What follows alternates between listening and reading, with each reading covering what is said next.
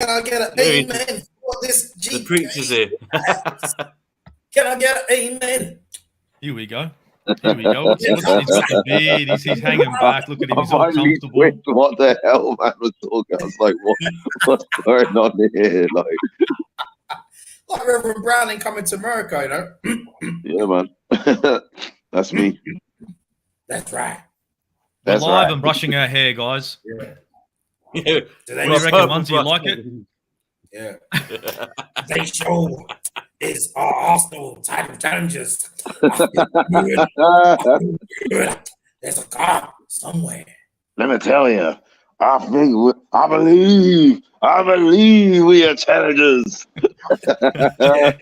Oh yeah, now my people. Yes, my people. Alpha. It's my guy, the Nigerian Englishman. You know now. You know. You know. What's good, Munzie in the chat. Munzie, no. I've heard Munzie say no plenty of times, but you know the go when you say no to me, sweetheart. It's still gonna happen. But it's definitely not happening for United, so I don't know why he's talking. Well, you know what? They're doing better than Liverpool.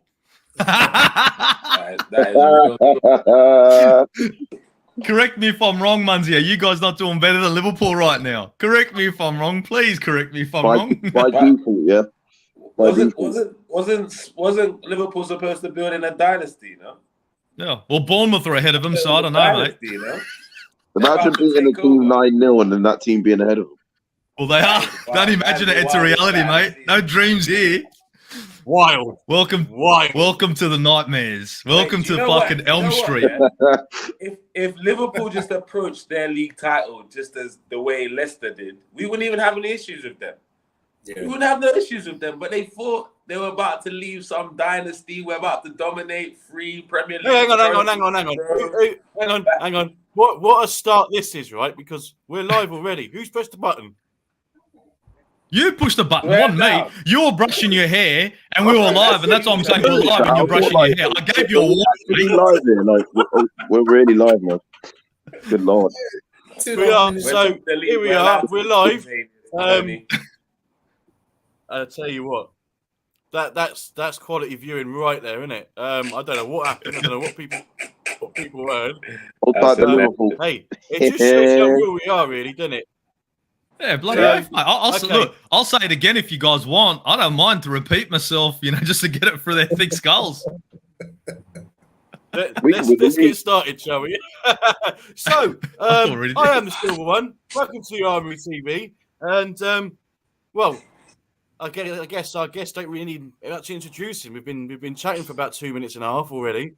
But I'll do it anyway. So, GunnerKing, how are you, sir? Yeah, man. All good. Yeah. The pastor, bro. The preacher. Sorry, I've not been able to keep up with as many streams, but yeah, man. This one definitely had to throw my 2 cents in, given I've got a day off today and tomorrow. So, yeah. Excellent. Looking forward to it. Excellent. Mr. Brenny K74, how are you, sir? I'm good, man. I'm good. This is my 8th day off of 11, so not looking forward to going back to work next week, but I've had a great week off so far. I thought you were looking a bit fresh there, I have to admit. Now, let's go overseas. Oh, now, Niger Englishman, do your thing. Oh, yeah, now, my people, it's your dark-skinned man from the motherland. If you didn't know before, today, you go understand. Big up everyone in the building. Big up the panel. Big up the comment section. Let's go. Smash the like button, everyone. Smash the like. Yeah.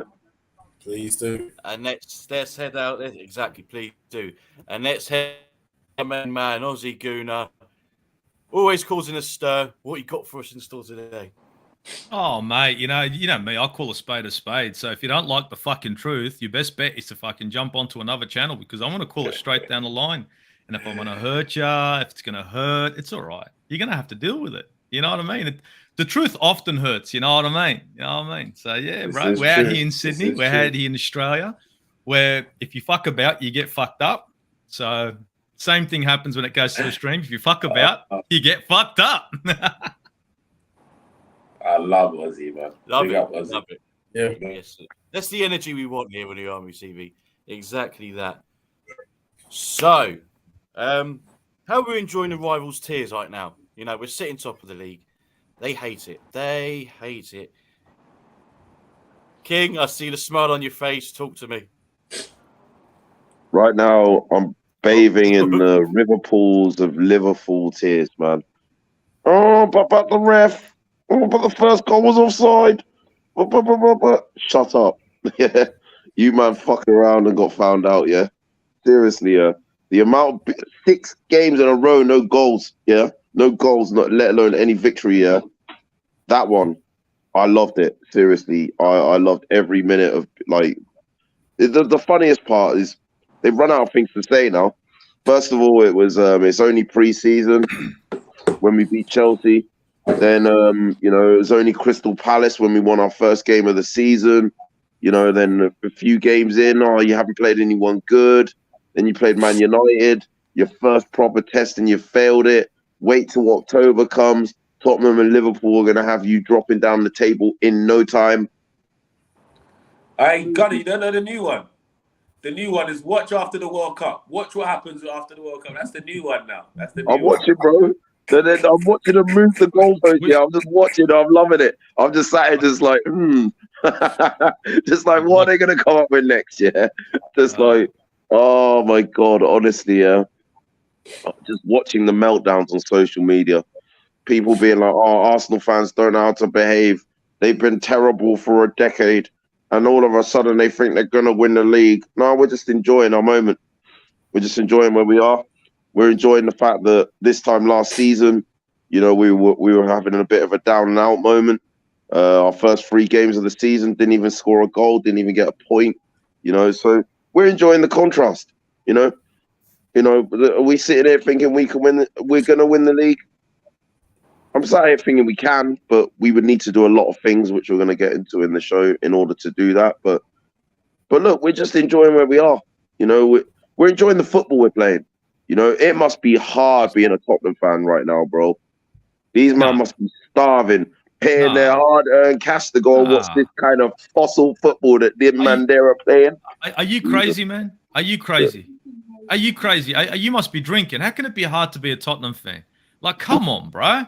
These guys ain't done shit in donkey's years, and you're saying it should be hard for them to watch what's going on now? Come on, bro. They're used to this. Hey, no, but you know what the funny thing is? Fair, they are flying high. They are the dizzy heights of third in a minute, so you know. All the stuff that they were saying pre-season. They're going to build a team to challenge for the title. They're going to be the ones competing with City and Liverpool. Yep. We weren't saying none of these things. We were just like, we're just going to be better. They're still going to win the league. We're going to be better than we were last season. That's it. But you know what? Still going to win the league. We have to listen to what's being said in the media, how we're supposed to support our club, guys. Remember, we're supposed to be told how to support our football team. That's number one.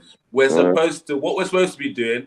Every time Arsenal win, we shouldn't celebrate. We should be like, oh, we'll probably lose the next one. We're probably going to lose the next one. That's what we should do. When we beat the likes of Tottenham and Liverpool, we shouldn't get overexcited. We shouldn't be encouraging the team. We shouldn't be happy that we beat a team that we hadn't even scored a goal against for 6 games. We shouldn't be happy about that because we've not done anything yet, obviously. I mean, we shouldn't be happy that we've won 8 out of 9 games, considering that we hadn't even won any of our first 3 games last season. Arteta's a dead coach. He's done nothing right. He's thinking of new ideas, trying to think of playing. They trolled us when he played You'll Never Walk Alone in the Amazon documentary.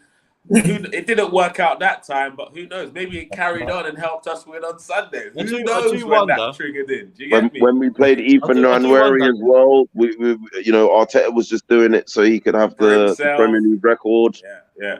We should be depressed right now because we're about to fall off, guys. That's what's happening. We should be crying, bitching and moaning like, oh my gosh, Leeds are about to ruin us.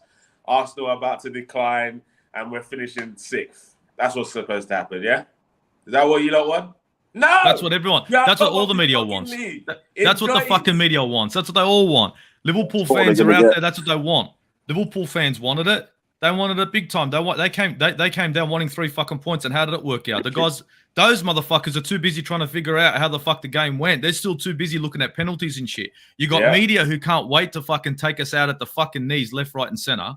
Right? I got Liverpool fans trying to use the referee as a fucking excuse. Sweetheart, George Graham was talking about referees back in the motherfucking day. I'm telling you my age, you know. You know what I'm saying? He was saying it back then, but we won't get into that. And you want your fucking manager, this fucking wanker who's in love with fucking Martinelli, knows what he can do, and chucks fucking Trent Alexander-Arnold on the right-hand side, knowing what Martinelli could fucking do. You see fucking Trent get fucking ripped once, twice. Would have been if you didn't take him off and put Gomez on. And you guys are talking about how Arsenal won the game. We won the game because you guys went into the same way you've gone every single time. Your manager is too busy looking for excuses instead of making adjustments. Yeah. And that's wrong. Hook, line, and sinker. This is it, exactly. Do you know what, guys? It's like it's like we're not even, like going back to the celebrations, Nigel, what you were saying, and it's like we're not allowed to celebrate, but we're not allowed to celebrate the way Klopp did when they beat Newcastle, when they shouldn't have even beat Newcastle. I mean, they were given 13 minutes extra time, 40 minutes extra time. They gave him a whole nother half. Go on, you'll get there in the end, guys. You'll get there. The celebration I saw from him at the end, I'm like, wait a minute, well, we're not allowed to celebrate like that. It's the media. So why are you giving him all these kudos? I mean, come on. He's allowed to fist pump. He's allowed to do all that shit. He's allowed to run to the fucking stands and fucking get the fucking crowd going on and all that shit. He's allowed to do that. But he's also allowed to fucking go to the media and sulk like a little fucking spoiled brat when shit don't go his way. Sweetheart, it's a Premier League. There's a reason why we don't have English fucking referees in the World Cup. So if Arteta does this, against Leeds on Sunday, he's like, we win the game. He's going to get fined by the FA, is it? So, something like that. I'm gonna need to bring some more. We need to bring some more energy into this stream because we've got a bit of a cameo. Boots in the house. No worries, sir. My God. What are you telling me? Top of the league. That's what I'm saying. What are you not saying? Oh, bless my We are top of the league. Say we are top of the league. You know what it is? You know what it is about these other fan bases? Like, so many fan bases are actually jealous of how we look as a. Even though, look, we're still kind of divided, right? Let's not get it twisted. We're kind of divided. But if I had to look over the last 10 years, this is the closest the fan base has been in terms of things that are being said, how we're showing up games, our confidence. We're actually coming together. And I know that a ton of fan bases are jealous of that. But rather than admit that, they like to attack us, saying we're over-celebrating, that who do these Arsenal guys think they are, the wheels are about to fall off. Look, I've never seen a team where no matter what they do on the day, people want to talk about the future more than Arsenal. Like, we've just won a game and they're talking about mate. We've just won a game, they're talking about watch when they play Haaland. We just won a game and they're talking about let us enjoy the game. I'm saying I'm a football fan and I enjoy my team. Every time my teams win a game, every time my team score a goal, I celebrate. That's how I've chosen to support my team. Whether it's Bode or Bodo or whatever we're playing yesterday or Liverpool, I'm enjoying the result because I love this team regardless, innit? Suck on that. So, Niger, you see what, the reason why these teams, they've been used to us being banned at FC for years, bro. You know, like that. You've had a bad day at work. We can crush Arsenal still. It don't matter, innit? Yeah. But it's not that time anymore. You understand? It's not that time. And it's frustrating them. It's frustrating, bro. You know, like you know what's funny? It's the same with the media, because the media, like, we've lost our whipping boy. You know, like the guy that, you know, like the ones that they build up and tear down, like they ain't got that guy anymore. They're like, damn, it's not their turn anymore. So it's got to be someone else's turn. We keep telling them, Man United are right there, you know, like Chelsea, they're right there, you know, like all these men are right there. Liverpool are right there, you know. Stop knocking on our door. Yeah, I see something about Man United. We gone clear now. We gone clear now. That's right. What's that? I said I see something today that Man United have dropped out the top 20 biggest teams in Europe or something like that. I haven't looked into the detail, but I saw something like that. So. Oh yeah, mind you, speaking of Man United, let's get into some comments. Here's Munzy. I mean, look, did we expect anything else from him? You know you want it, Munzy. Don't say no, bro. Every time you say no, I know what you mean, bro. I know what you need. Just assume the position, get the lube, assume the position, and just get right in there. Let me put it to Munzy like this, yeah. This man might hate Arsenal. But let's be real. If City win this league title this season, they will become the second team in the Premier League era to have completed a three-peat. Back to back league titles. That's a good point. So they're taking a dent on your leg. They're taking a bit of a dump, on your legacy there, yeah. It's still. But let's be honest, it's only a little one. I know. I've spoken to a lot of United fans that actually want us to win the league for this reason. They're like, we don't want to see City do it. It's mad. It's crazy. Trust me, I've spoken to a few this week, and they've said it. I spoke to my boy Yanni yesterday because I was watching the Arsenal game. He came in to watch the United game afterwards, and he said, "Yeah, all day long. I'd rather Arsenal win the league right now because I don't want City, obviously completing this achievement that only they have." Thanks. Yeah, no, I've seen a few. Hello to Luke Morrison. He also says, he mentions the media, which you touched on there, King. FTS said, Cole, he's a Man United fan, and he says, to answer your question, but he's been saying that we're contending for a while now. So there's a few of you out there. FTS I've heard him say it himself. Yeah. Call it up, bro. Call it. Mr. Ollie Cotton's in the house. It's a great time to be alive. Appreciate the love, and I think this one's for you, King. Following your appearance on AFTV today. Right.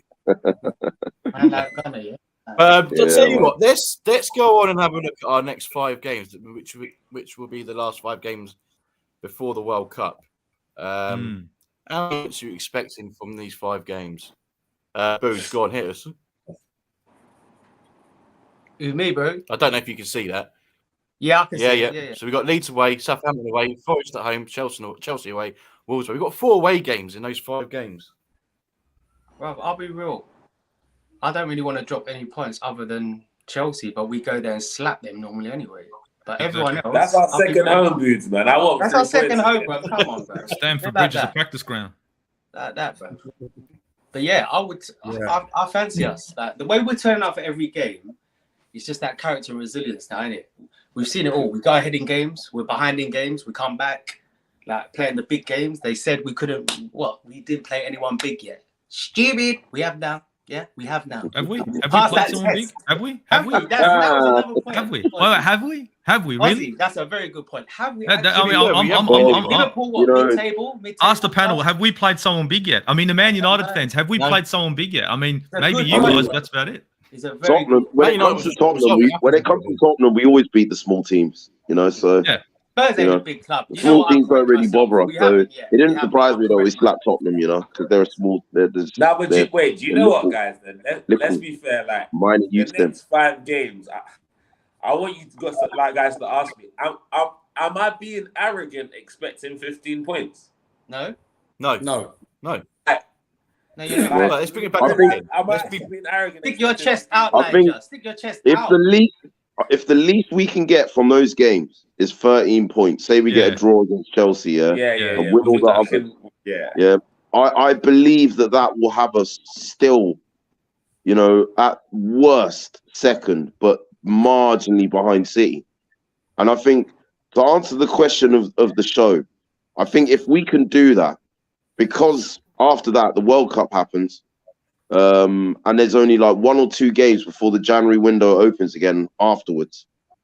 It would have to, I don't know if we're sort of segueing into what sort of business we do in January, but I think if we can get that points tally from those 5 games, go into January, I think there's 2 key areas of our squad that we address. If we do that, and if we do that well in January, why not? Why can't we compete for the title? That's what my thoughts are. In a way, I'm kind of glad we got that loss out of the way, because then the media cannot can stop already trying to compare us to the Invincibles and that. I'm glad that's already dead, isn't it? We just need City to lose now, so everyone can be dead in that. We kind of needed that loss to see how we were going to respond after that. Because you look at last season, how many times did we lose? And I mean, a little losing run, and then we didn't want to see that, and we've corrected that already this season. We've lost one game, but we've come straight back. So good thing is, even in games though, we go down a goal. We go down a goal now, and the other team's like, oh shit, every single time. They know it. They seriously every time the other team score, it's like, what have we done? It's like you rattled the beehive. It's like now it's on, and it's and I think the positive. That's what you did. Yeah. Well, don't you think that was the best thing about the weekend's game for me is whenever Liverpool scored, unlike the Man U game, Arteta didn't panic, bro. No. It's like keep playing your game. Keep playing your game. We got this. We clearly better than these lot. Just keep playing your game and we talked about it after the United game because Arteta's good at learning from mistakes and he doesn't tend to make the same mistakes back to back. So I'm glad he learned from that. Kept it patient and we got the result we needed. You know what I was going to say as well, yeah? Because Amondi Juma, after I could see him there in the comment section, yeah. When he was talking about the United game, saying that we've got one way of playing, that we tried to play our game and impose it on United and they hit us on the counter, right? Since that game, we've played, in my opinion, a better counter-attacking side in Spurs. Spurs, they are known for hitting people on the counter, and I think we made adjustments in the back line and how we deploy the high line to be able to deal with that. And then against Liverpool, we actually employed counter transitions of our own. We became more of a counter-attacking team in the first half. In the first half, they put us under it.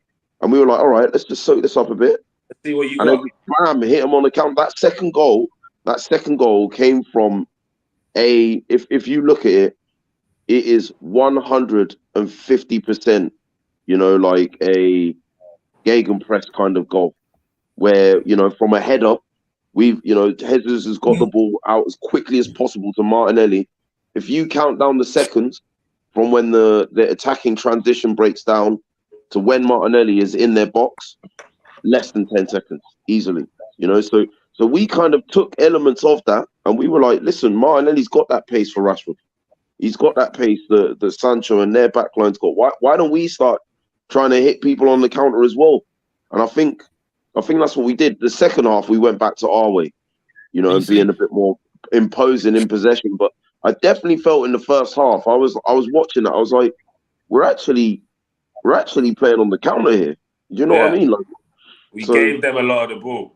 It shows like Nigel saying that we kind of like tactically have matured a bit from that game, that United game, very quickly. I feel like doesn't it look like City though? Like I know what you're saying, but everything you've just said, right? And if you look at our boys play, don't we look? And I'm not saying we're as good, but don't we look like a carbon copy? City do the same thing.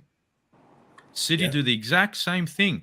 The only thing is they've got, of course, they've been doing it for a lot longer. They've got players that are used to the system and possibly of better quality. But when you look at Arsenal right now, possession-based, creating chance after chance, how many chances does City create? There's a lot of similarities for sure. There is. And when City are on the back foot, what happens with Grealish when he runs down the left-hand side, or once upon a time, what was Sterling? They would break on you. And it's so similar. And it's not about City, or we have to have our own style. I don't really care whose style it may be. Would it be Pepsi or whatever? There are some inherent differences, but some similarities as well. Yeah, of course, our midfield is of course a different looking midfield, different shape. So when we play through the center, it's not going to be the same as what it is City. But when we play down the wings or when we possess, it's very similar. And it's it makes for attractive football. I see it very much as a love child between Pep's and Klopp's, Pep City and Klopp's Liverpool. I think in midfield, there's that athleticism, there's that dynamism. There's that high intensity in the press, like the look and feel, the free man kind of midfield of Liverpool. But like you're right, like in possession and in build up, like there are a lot of similarities to the way that City build up. I would say it's slightly more patient than City's build up. You know what I mean? I don't know. You say that, but we have been scoring early, and you think that Man United game, if that Martinelli goal counted, which I still believe to this day it should have been. It would have been a different story. I've got a question for Brenny. Because obviously, I think we talked about this earlier on in the season. We were talking about Odegaard's form, innit? Like, because as much as I like, he set up Martinelli. I don't know if you're like me. I think he needs to do better in front of goal, man, because he's been very wasteful in front of goal this season. Right, man. In front of Alisson. He has been playing. Yeah, well. he has been. I mean, at the we lost him. Start of the season, 3 goals already this season, and then 2 goals. Yeah, I mean, Odegaard, we're yet to see the best of him. You know what I mean? And I think we will. I personally think we will. But what he needs to be, I like to see him game on game be a bit. But I mean, I know I'm going back in time, but the way Freddie Ljungberg used to get in the box from the right hand side, or I know he's playing in the middle, but as you know, as a number 10. But I like to see even like Mark Overmars do it, Rob Pires used to do it, and a few years ago, Aaron Ramsey used to do it. And I feel we need more from him, and I think we will get the goals from him because I'm not worried about his play because I think he's already a better player than he was last season for us. Yeah. Already. So I you know what I mean. But I think we just need him to make those runs into the box when he can, you know. And but he needs not. I'm not. He makes the runs. It's just the decision when he gets there. Yeah, that's my. I know. I think he's got better at that, though. He could post. It's like because like for example, you see when we were 2-1 up, and he got a chance where he probably should have passed to Saka, but if he's gonna shoot some freaking conviction, like it's gonna end the net. We nearly paid for that. Like not to be too critical of the boy because he played well, but I think he needs to be getting me 10 goals in the Premier League as our captain, as a number. But he hit 10. the target. Yeah, he hit the target. I think. Yeah, look, we still got to stay grounded. He's 21. You know, like this is what he's doing when he's 21. You know, I think he's Arsenal captain, bro. He needs to step up. Come on.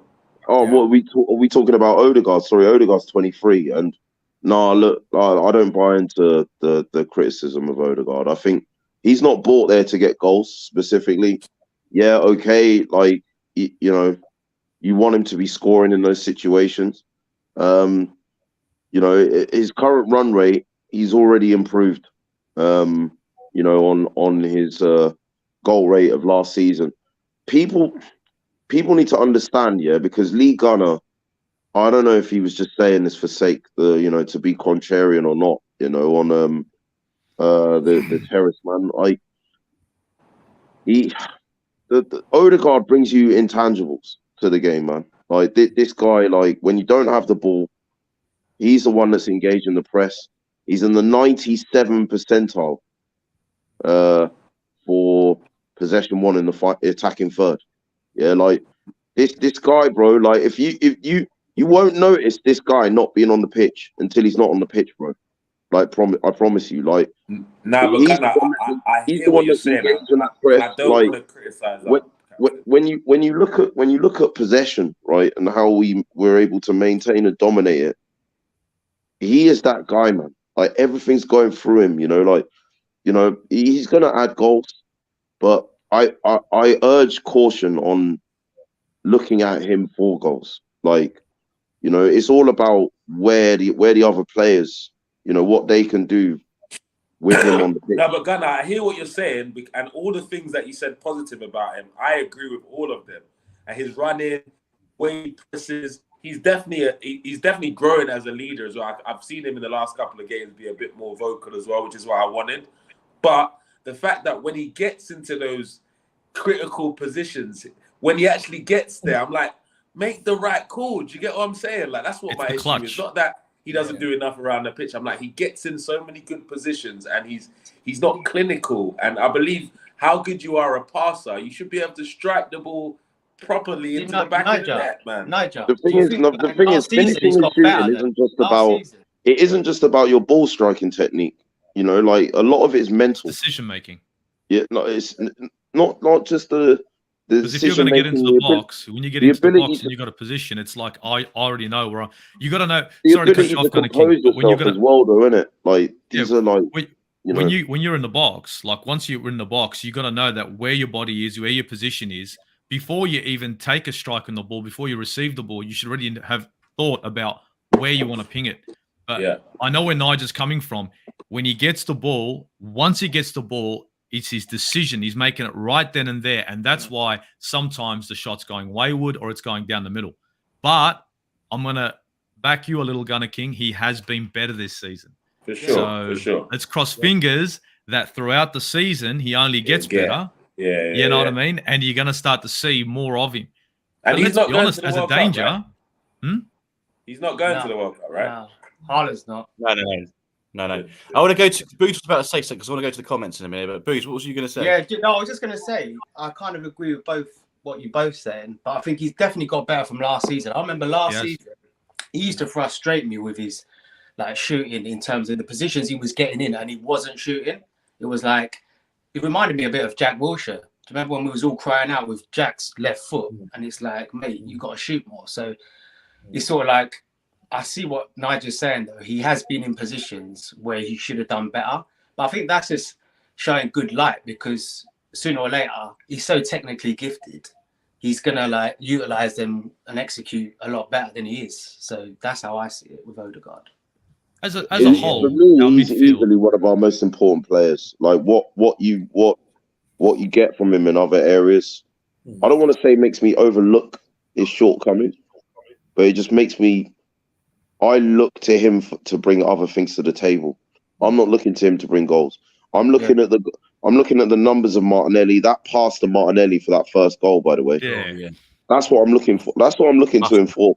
You know what I mean? That level of incision with his passing and what it can do for other players to help them score goals. Martinelli, Saka, Jesus. These men are feasting off of his service. The other thing is, so is the rest of the midfield, though. When was the last time anyone here can remember Arsenal's midfield scoring goals? Let's be honest, really scoring goals, really being a threat. It hasn't been, really. In the last 6 years, it's been a shame. Even with Aaron Ramsey, it was a a shit show. Hit and miss. Exactly.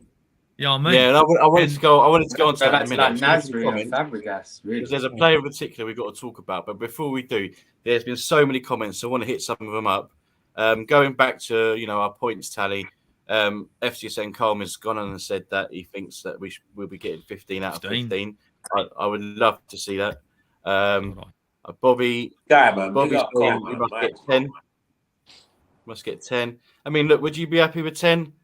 The way City. Nah. I'm sorry, I think the way we're playing, I mean that would involve. That's not being arrogant either, by the way. No, it's not arrogant. No. That's a lock of the draw, right?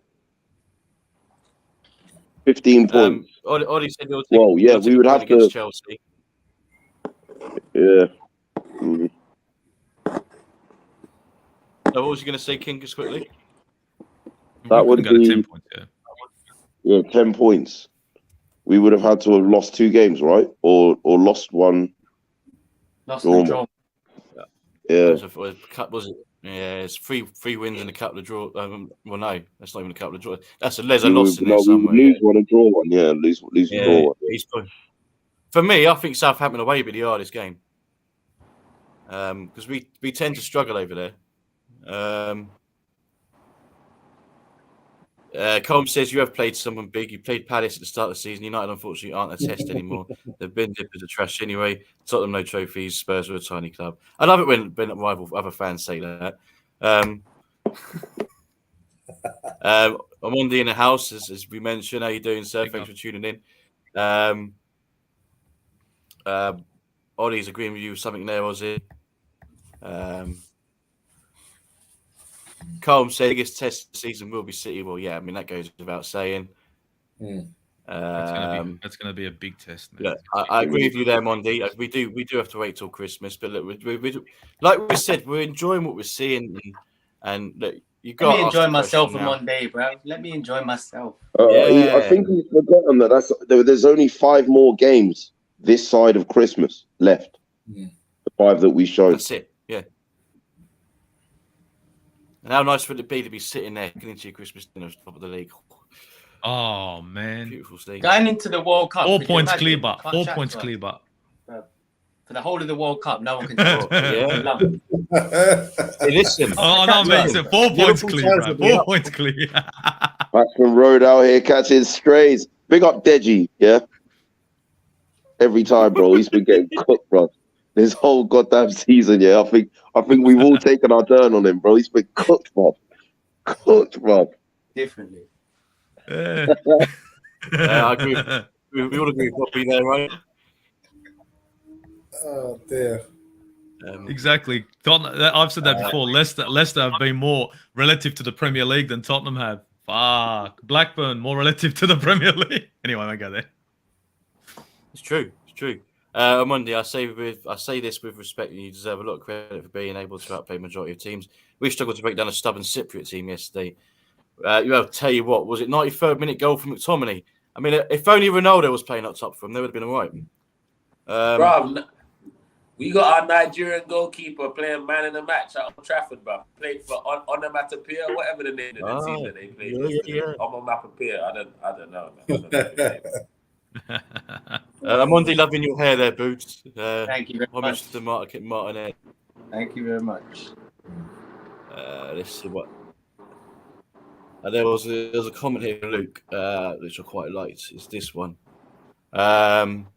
He said, "I think Odegaard is someone you have to watch live in the stadium passing final judgment." I have to agree with that. I mean, I can't say I've been to any games this season, but he strikes me as one of those players that you want to watch off the ball as well. Yeah, and I think King would agree with that. A lot of times last season, and once this season so far. So, I think another person like Ramsdale's distribution. When you see that, it's a big eye opener. I think the team as a collective understand the formation and the way they're trying to play, so now they know how to find each other. It's no longer is the player going to be there. It's I know where I am, I know where he is. So that's why the transitions are smooth. That's why everything's quick and slick. Last season, it was a lot of if, buts, and maybes. This season, it seems like it doesn't matter what position we're in, whether we're defending or we're attacking. Everyone is aware of where their partner will be. It's like if I'm in this position with the ball, I know my man's going to be down the wing. I know where my defender's going to be. I don't have to worry about the pass. I know where to go. And that's why I think Arsenal's been much smoother. And it comes down to time, the team getting together. And, of course, the willingness for these players to adhere to the system that Arteta is putting together. Not to sit there and say, but. It's like, shut the fuck up. This is what we're doing. Be part of the solution or you're part of the problem. Yeah.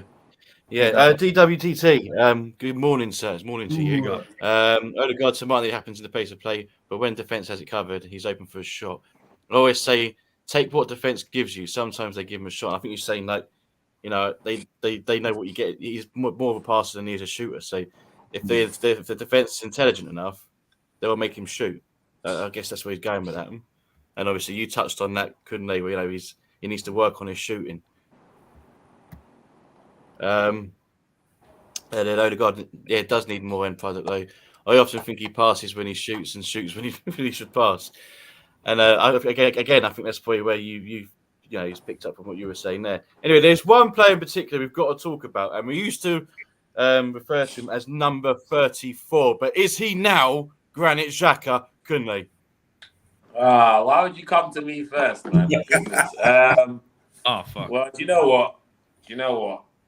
I made my issues with Xhaka clear. My issues are more with the club for keeping him than him for staying. But with that being said, this has been a redemption story like no other. Let's be honest. Like number 34, I think for the very first time on One Touch TV, I'm gonna mention his name later on today on my channel. He's earned it. He's been our most consistent player this season. Like playing him further forward has been a genius stroke. He's never injured, and we always say the best ability is availability, and that's one player that's always more or less injury free. Plays 90 minutes week in, week out. So I got to give it to the boy. And obviously, we also have to give a little shout out to Arteta finding the best way to utilize Granit Xhaka as well, because even though he's been getting into all the sides of previous managers, nobody's been able to have him tick to this level as Mikel Arteta. So we got to give him some props as well, because if Xhaka makes a mistake now, it's in the opposition's half, so we have time to recover. Whereas before, it was more one of the last men, or he was at the left back position, and a winger's ripping him apart, or he's giving a last ditch penalty or something. So there's a lot less of that, and he's scoring.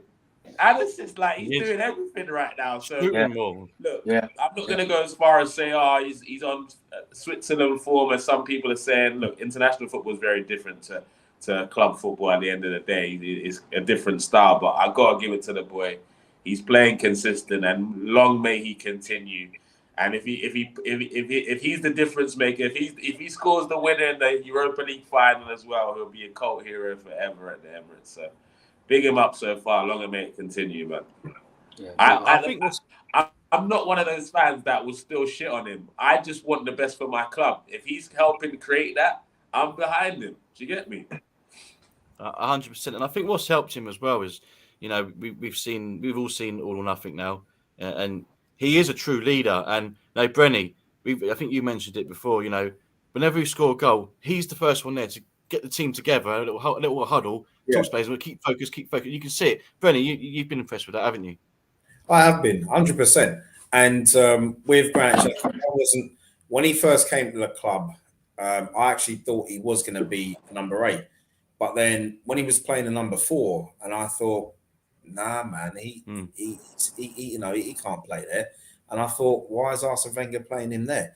But then it was like to accommodate Santi Cazorla and Mesut Ozil, who were playing the 8 and 10 respectively. And, you know, and for me, I thought, no, you got to play him for a 4. But then at the time, Santi Cazorla was in the side. But then I think the season that Xhaka came to us, I think Cazorla spent most of it out anyway, injured.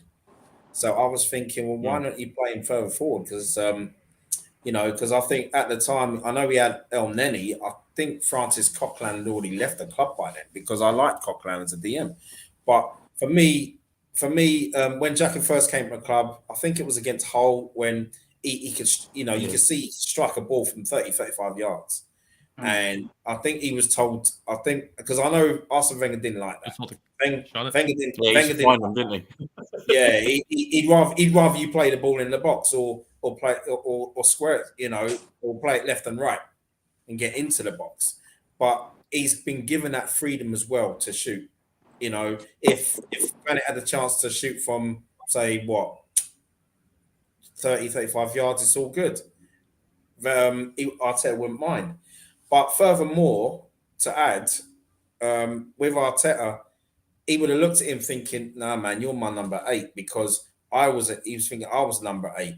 And then at the same time, Arsene also played Arteta as a DM, and Arteta was never a DM. So he's probably thinking, well, I remember what happened to me. I remember what happened to myself, because I was never a DM and Wenger played me there. I'm not going to play Granit Xhaka there. So he was probably looking at him thinking, I don't want Granit to be me. You know what I mean?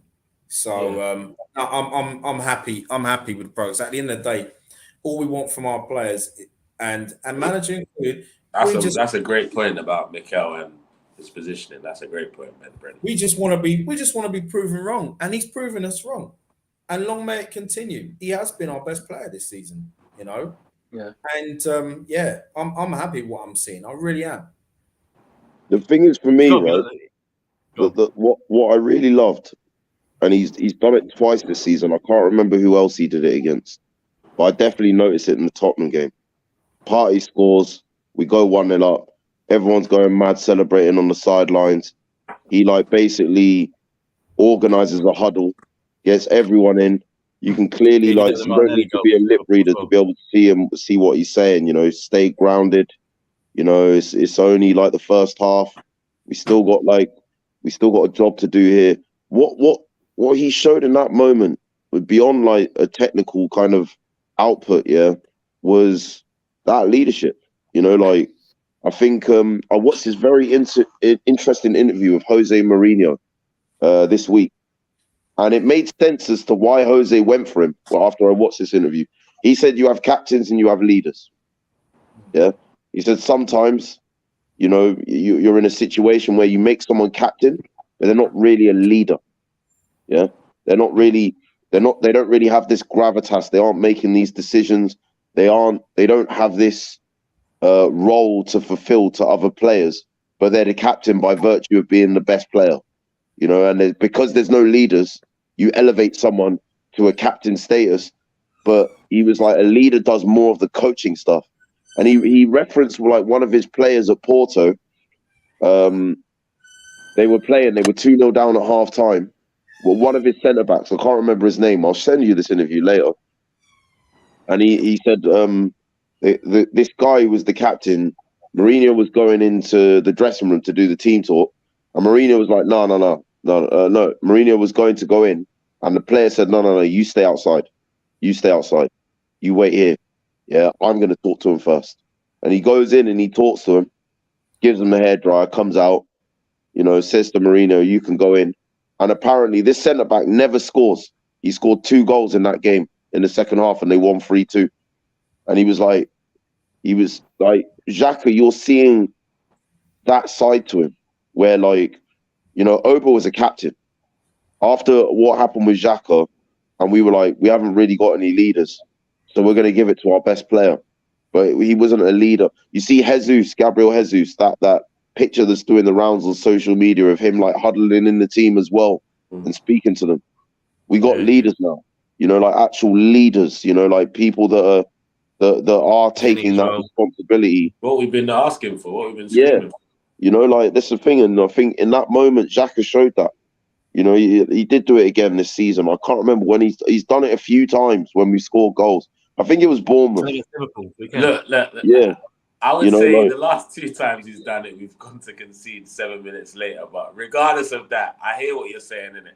Like he's clearly embraced this leadership thing, and it's one of the things I didn't like last season. I thought we needed to move away from the whole Xhaka leadership thing. But him, I guess with the way Odegaard is in terms of how he's always telling people to go here and there, with Xhaka coming in with the arm around the shoulder, rallying the troops. I think it's working really well. And if you look at the team now, the 11 now, if we're conceding a goal, we haven't got people that would hide like a Mustafi, do you know what I'm saying? Like we've had in previous years where we'd go down and you just see heads drops. Whereas now, one of our players can score an own goal and the whole team is rallying them together. The crowd are rallying them together. Like we got people like Ramsdale, Saliba to an extent is showing some forms of leadership of how mature he's come on. Zinchenko is a leader. Jesus is a leader. I mean, I'm not asking for Saka and Martinelli to be leaders because there's enough around them now that can really help them just express themselves and play their game. And if you look now, Martinelli, for me, in the Premier League, for me, he's the most improved player in the Premier League, period, this season. Because that boy, I don't know what he's been eating. Because I remember in the summer, I was quite critical saying how it's important just for Martinelli's growth. We get a player that can bench him and stuff like that because he's not that good when it comes to end product and crossing balls in. He's just good at dribbling and pressing people. And it's like he was watching the Armoury and he saw my comments and he's like, do you know what? Nigel, I got you. He's taking corners, free kicks, dribbling, crossing, scoring. What isn't the boy doing right now? I think he's even scored a header this season. It's madness, bro. That boy, if he doesn't go to the World Cup, Brazil are crazy. I'm happy if he doesn't go to the World Cup. I want to keep him fit for Arsenal, mate. I'm fucking selfish. Best front three. Yeah, man. It's like, what about my country? You're staying home. You're staying right here. Your country's right here. Get him a pie. I don't mind that, you know what I mean? Like with Xhaka, for me last season, I'll be honest with you, I was saying we needed a number 8. We needed a number 8. Well, everyone was screaming for a 6. Now it's not about whatever. I still wanted a number 8, but Xhaka's decided to become the number 8 that he's supposed to be. And that is a big, big thing for Arsenal. We've been missing a number 8 for a long time. We never replaced Santiago. Never. And we've been fucking struggling in midfield ever since. And honestly, I've been critical of Xhaka probably more than anyone else. I was like, he's got to go. We need a number 8. We need a number 8. I never thought he would step. Yeah. And honestly, I didn't think he'd step up to that number 8 role. I thought he was done. He was just going to be good for the bench. But this season, he has been the best midfielder we got. Bar none. Put Odegaard aside for part. Well, you could, maybe. Maybe there are other midfielders out there like Kevin De Bruyne, blah blah blah. That okay, he's in the conversation. He's in the conversation. But he's in the conversation. Okay, I'll give you that. But at the moment with Xhaka, you'll notice that this season our midfield isn't spineless. All that time, our midfield was like a pub toilet door, used to go back and forward. We didn't have a number 8 that could move the ball back and forth, really.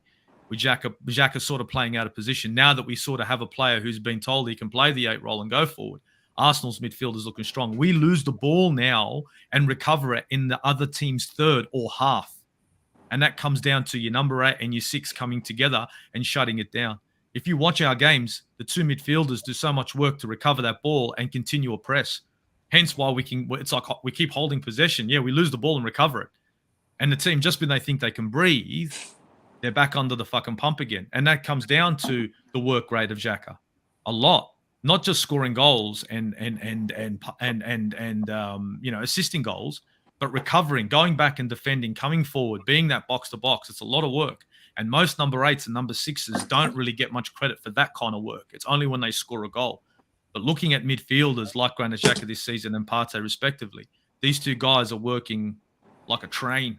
And our midfield now doesn't look as weak as it used to look in the previous years. I think that's one of the key reasons why we're such a high possession-based team, because our midfield is so strong. Every time you try to get through us, we recover, and we're just back on you again. No, definitely. Every time I think about our midfield, I think if we just signed Guimarães, bro, we'd be so secure. Yes and no. So secure right now, whether Partey's fit or not fit, bro. If we can find another gem in January with that level of quality, I really do. It's definitely still not enough to win the league, but I'm more confident that we're in a title race. You get me? Starting 11 looks good, boys. And starting 11 looks good. And it goes into this comment. I really like this comment. For the first time since the Invincibles, we've actually got players with a winning mentality. It's great to see. For the first time in years, I actually look forward to watching us play. And I think that's the general feeling amongst the fan base these days. That's the general consensus, man. Every line, though, in every position. Like, think of it. Our front line's got Jesus. Our midfield's got Xhaka. Our defenders, we got Saliba and Gabriel. And goalkeeper, well, fuck, we don't even have to go there. We've got a leader in every point of the pitch. So whenever you turn, then you're worried if you're a defender or you're a midfielder. You look to your left, there's Xhaka. If you're Martinelli or Saka, you look to your left, there's Jesus, and he's spurring you on. And that's key, especially with a young team. When your head goes down, you got someone to say, get up. It ain't done, son. We got 70 minutes. You know what I mean? That's a big deal.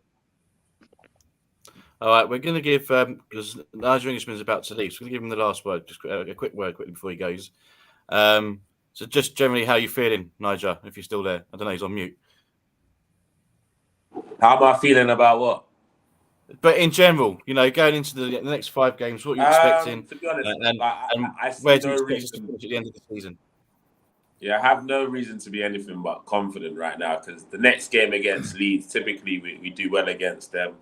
We're winning games. The team are confident. It looks like everyone's fully fit. I don't know. This might still be an unpopular opinion, but I still think Kieran Tierney is our best left back, regardless of what people are saying. So yeah, I think 13 points over the next 5 games is very, very realistic. I want 15. That might be a bit greedy, but looking at our opponents, no disrespect to anyone in the Premier League, we should have what it takes to win all of those games. But it's football at the end of the day, so you can never predict anything. But yeah, I'm confident, man.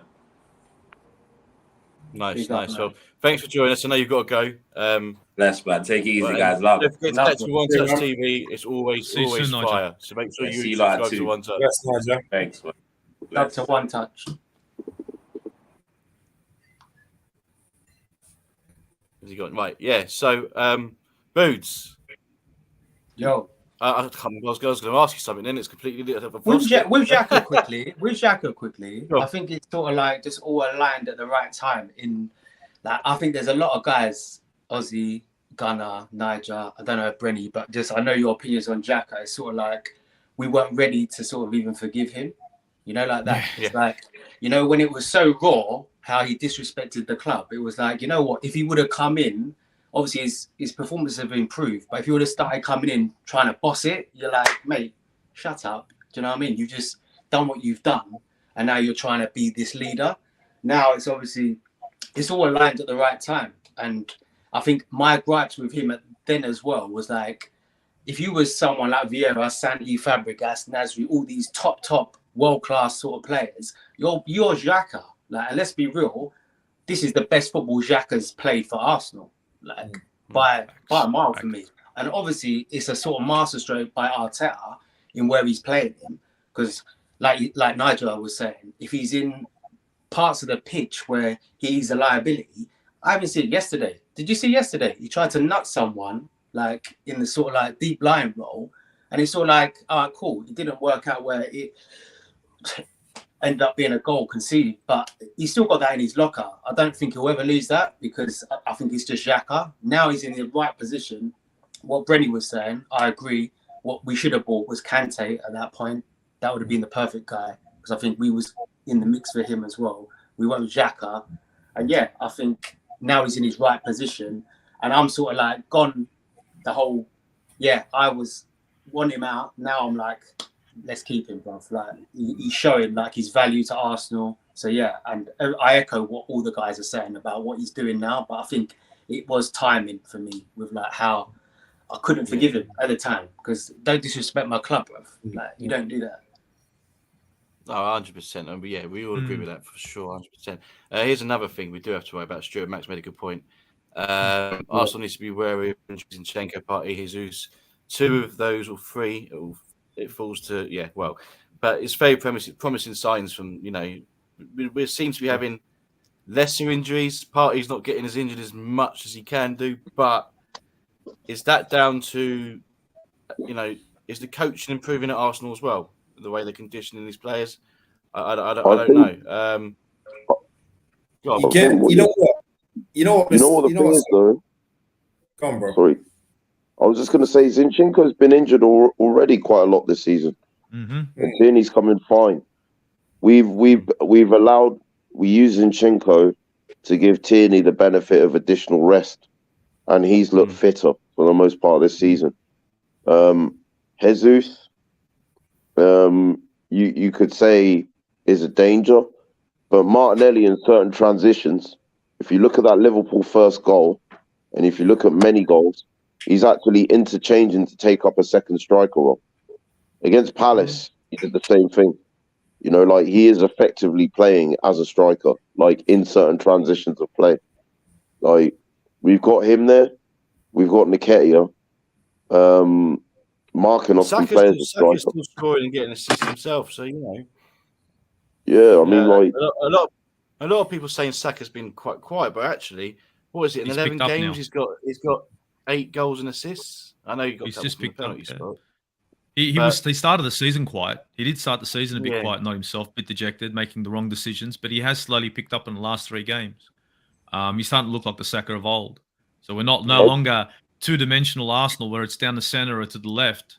Now, finally, maybe we can start going to the right-hand side. You've got marking off some Fabio Vieira coming in. I just think this depth thing is being massively overplayed with us. That's been my opinion all along.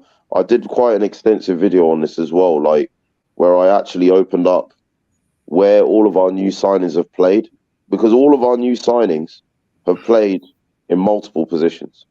Multiple. You know what I mean? Like, so Vieira's played both as an 8, a 10, and a wide-sided right player for us already. Just to kind of show that, like, I think I'm not as concerned because January's coming, and I think when you look at the fact we didn't get another midfielder, I think what Arsenal surely this time are going to do is buy in January as well. And the fact that we've only got 5 games left to get to that part of the window, I'm okay with it. I think as long as we get a central midfielder, and I think we do need a 6 more than an 8 now, with Xhaka stepping up, with the fact that Vieira can play as an 8, Odegaard can play as an 8, Lokonga can play as an 8, theoretically, and Elneny can if he comes back as well. I think we need to shore up that party position. We need to do it in January. I don't want to hear any excuses. Not none. It can be Douglas Luiz. It can be Danilo. We must get someone it's got to be someone that can compete with Partey as well. You know, as well as play when he's not fit. Someone that can actually make him feel that his place isn't safe. And I'm not saying this like dislike Partey. Like, competition breeds, you know, it breeds the excellence. You know, like, so I think also if we can get a wide player who can also play as a striker, and the two players I'm looking at are Mudryk and Gakpo. You know, Gakpo with Neymar has the most goal involvements in all of Europe's top 5 leagues this season. You know, he can play on the left, he can play on the right. He's mostly playing on the left, but obviously can operate as a striker as well. And that gives you depth in two or three positions. You know, I think, that if we can get a 6 that can also play 8, you know, you're looking at people like Benassar at AC Milan, who I've always liked, or Tonali, who I've always liked. I don't think we'll get those guys in January, but that kind of profile where, you know, this 6 can also offer you something as an 8, either as the left or right side of the interior system, then we've added more depth as well as quality, you know, in doing that. I just think if we do these 2 things in January, we'll be fine. Yeah. So the thing is with the part in a minute. Sorry, go. So because Booty's got a bounce in a minute. So let's just ask him the quick question: are Arsenal title challengers? Fucking quick question. Look what he asks him. What's the meaning to life? It's a tough one, man. You might as well ask that one while you're at it. People off, fuck it. You know what? We are, because at the end of the day, we're going to get grief when we fall down the table if we do anyway. So you know what? Sin when you're on top. That's how I see it these days, because people just get onto you anyway, even if I'm not saying top of the league. So I think we will. I think just crucially, it's like Gunner's saying, definitely have to get that DM, like, you know, placement for Partey, because that's where we're most liable, I think, at the moment in the team. But it's crucial. Obviously, Jesus is going to be massive, but if he was out as well. But I think we could, But big up all of you, man. Good to chat to you. Yeah, as always. People, make sure you follow Boots on Twitter, TikTok, check his YouTube out. Great funny content. You're big up, bro. Big up every time. Love people. Bless, man. Nice one. Sorry, Ozzy, you were going to say something, so go ahead, mate. I was saying with Partey, the situation with Partey, right? It is a bit worrying, and Benassar is a good shout, but so is Ndidi. And I know a lot of people saying, but Ndidi will cost a lot of money. Leicester is selling everyone lately. Leicester look like a team that just want to sell. They're cashing in, and the way I see it is having a player like Ndidi at Arsenal doesn't mean like he's not going to start. No, Partey, you want to start? Show me if you're better than Ndidi. Ndidi, you want to start? Show me you're better than Partey. And whoever's the best player for Arsenal players, I'm not here to make friends. You know what I mean? I'm not here. The guys behind me, these guys were classic. These guys were fucking all in or nothing. But I think nowadays it's very much performance based. So I reckon Ndidi to Arsenal might be a big money move, but it would be one of the best moves that we can make, mainly because I'm worried that Partey won't stay injury free. I've got a feeling that we will see another injury from him. I reckon he's a great player. I think he's very important. But I think that if we're going to bring someone in that's going to give him maybe ruffle his feathers, Benassar, big shout. But Ndidi is a player that I think we can get, because Leicester at the moment are just selling players for the shits and giggles. They sold Fofana and didn't spend a cent. So I'm looking at it thinking to myself, you know what? If we can get our hands on Ndidi and Tielemans wants to walk out the door, obviously they're trying to cash in. Why not move on a player like Ndidi? Yeah, I think it'd be great for us. Yeah, and I think, you know, he's a bit of a first team as well. So, you know, if we do, well, we should qualify for the Champions League next season. We're going to need competitions in these positions. So, and we're going to need, you know, really, really good backup. So, Ndidi another for me, player we've been linked with Locatelli go down as well. Remember, because they're not doing well at all. So, another player we've been linked with Locatelli again. And Juventus is looking like they joined the Locatelli. I heard that too. Oh yeah, and like it's looking like Juventus are joining us in the Europa League, man. They're not having a great start to the season at all. And I think we're looking at him and Vlahovic again. And apparently there might be more favour in their camps because their time at Juventus hasn't been what's been expected so far. I don't know how much truth there is in that, but Locatelli would be awesome as well. Oh, yeah. That'd be quality, that. Yeah, definitely. I think we're gonna close up shortly, so I think we're gonna go round again quickly and just ask the question: are we title challengers, or should I just go? Will we be Christmas number one? Which one do you want to go for first? I mean, my answer yes and yes. You know, I said what I said. Let's answer the question: are Arsenal title challengers? It's the 14th of October. We're top of the league. We're a point ahead of City. We got Leeds next. They got Liverpool next, who've just come off a 7-1 win in the Champions League. So their tails are going to be up. Are we title challengers? I'm going to go with you, Brenny, first. Yes. First time I'm saying it this season. Yes, we are. Especially where we are. Yeah, especially where we are on the table. We're not saying we're going to win the league. City is still favourites. No, none of us are. I just want us to push them, push them. And that's all I can ask. Mm-hmm. But right now, also the fact that we'll be top by Christmas, yeah, I think so. I think we can be, because these next 5 fixtures, I personally don't see us losing any of those games. If we, for me, I see maybe 4 wins and a draw. That draw will probably come against Southampton. Yeah, I agree with you. I think Southampton is the toughest game out of them 5. Now, I may look stupid when we play Chelsea, but I don't care at this point.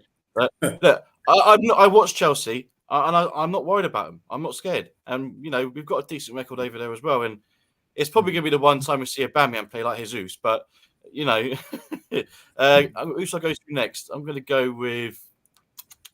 Let's go King. I mean, I already know the answer to the question. But...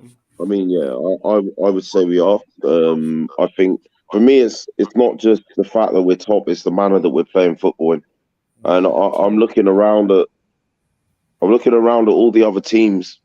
Man City and Arsenal are playing the best football, like by some distance. We're not talking like Chelsea or United or whoever are in 3rd and 4th, or Spurs. Spurs are 3rd. Spurs are 3rd, for example. And I'm not just saying this because they're Spurs. There is a dramatic difference in quality of the football that Arsenal and City are playing, and Tottenham. And Tottenham are 3rd. And their fans keep saying, well, if this is where we can be when we're not playing very well, imagine what happens when we start playing well. And it's like, listen, the tactics that you're employing, the way that you're setting up, you won't play well this season unless you change them. Like, you have to actually change them, because it's too negative. So I'm looking.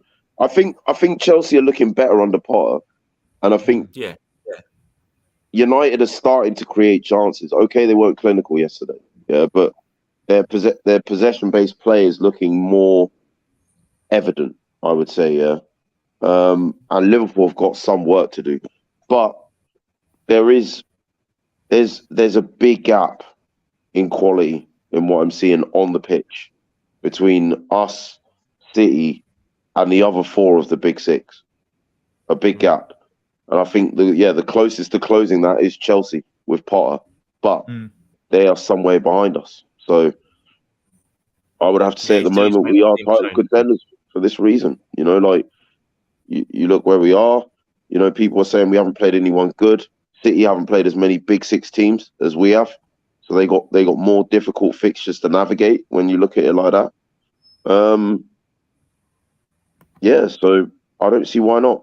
I think, like I said, in January we can't repeat what we did last January. I can't stress that enough. I remember walking around being like, nah, surely the ball aren't going to be that silly. Yeah, you were really confident, weren't you? I was confident that we were strengthened in January, and we didn't. We can't repeat that same mistake. We can't. We need to. Champions League in mind. We should. That's it. So. Yeah. So I would say we're challengers, and I think at the moment it's more likely than not that we'll be top come Christmas. Yeah. Aussie, I reckon you're gonna have a similar answer to Mr. Luke Morrison here. Yeah, look, honestly, I think right now the top two teams are the top two teams, and if we're going to take it down for where we are, yes, it's between City and Arsenal, and yes, with Tottenham, the excuse is we're not playing well. You are playing well. I need them to understand this. You are playing well. You are playing the way you are shaped up to play. So when you guys win, you're playing well. When you guys lose, you're playing well. The style of football you're playing is negative. It gets you results. It might not be beautiful, but it gets you results. So when you get results, it's not because you played well. It's because you're playing the formation and the tactics. When you lose, the formation and tactics. It's the style of play. You know what I mean? And that's what it's always going to be. So that's Tottenham. I mean, Chelsea at the moment, under Potter, have looked a different animal. And that is for me, that's not the worry, but the team that you'd look at the moment and say, you know what? These are the guys can be nibbling at our feet a little bit. You know, we have to look at our backs a bit. But at the moment, it's going to be between Arsenal and City. And Arsenal at the moment, presently, look where we are. The style of football we're playing, like I've said, is very much like City's. Liverpool are a shambles. Man United have looked much better, but still transitioning. They're up and down. So they are literally here 1 minute, down next. But you can see the positivity, and you know that the next season coming in, they're going to be a different animal themselves. We're just a lot more. We're a lot further forward. Barring any injuries, by Christmas, I don't think it's selfish to say that we should have 12 points out of the possible minimum. And we shouldn't say that we can't get maximum points either. And just like GunnerKing said, there are bigger tests for City coming up than us. So I can't see why we can't be considered title contenders at the present moment. Being in the position that we're in, scoring the goals that we have, and beating the teams that we have that have been in the top six. We've got to call it straight. Look at the teams we've played. Look where we are. Look at the points. Look at the way we've been playing. People can watch Arsenal Football Club play now, not because they like Arsenal, but because they want to see good football. No, for sure. And look, I'm in agreement with you boys. Look, we're in the title race. I think we are a contender. Where we are right now, we're top of the league. We're there for a reason. We've only lost one, and we've won the rest of them. And not many teams have done that at this stage of the season. No gimmies. No, exactly. And look, people could say, "Oh, yeah, but Arsenal are injuries away." But so City, they can pick up a bag of injuries.